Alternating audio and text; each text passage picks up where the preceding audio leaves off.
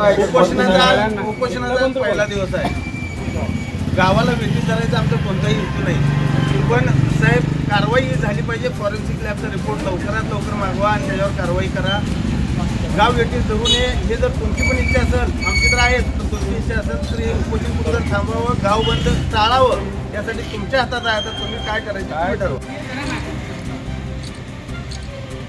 तारखेला तुम्हाला आम्ही अर्ज दिलता, काही झालं तर साहेब त्या नालायक मुख्याधिकाऱ्यावर तुम्ही कारवाई करा असं तुम्हाला विनंती अर्ज मी दिला होता। त्याच्यानंतर 5 तारखेला लगेच गेल्या सोमवारी माननीय एसपी साहेब पंडित साहेबांना देखील आम्ही अर्ज देऊन साहेबांना सगळं सांगितलेलं होतं, पण साहेब त्यांच्यावर तुम्ही कारवाई केली नाही। का केली नाही त्याचं काय आम्हाला माहित नाही, पण साहेब आमची तुम्हाला विनंती तुम्हाला विनंती करालोय। आज पहिला दिवस आहे आमचा साखळी उपोषणचा, जोपर्यंत तुम्ही कारवाई करणार नाही तोपर्यंत आमचं हे साखळी उपोषण चालू राहणार आहे। त्याच्यानंतर मग बेमुदत गाव बंद होईल। साहेब होणाऱ्या परिणामाला तुमचं पोलीस स्टेशन जबाबदार असत, तुमचं प्रशासन जबाबदार असत, कारण एवढी घटना गावात मोठी होऊन जर आपण त्यांच्यावर कारवाई जर करत नसाल तर साहेब या गावचं दुर्दैव असं म्हणायची पाहिजे। कारण फक्त आम्ही पदाधिकारी तिथं बसलोय, अजून आपण गाव इथे इन्व्हॉल्व केलो नाही, फक्त पदाधिकारी आम्ही गावाला काय आव्हान केलेलं नाही, फक्त पदाधिकारी आहेत।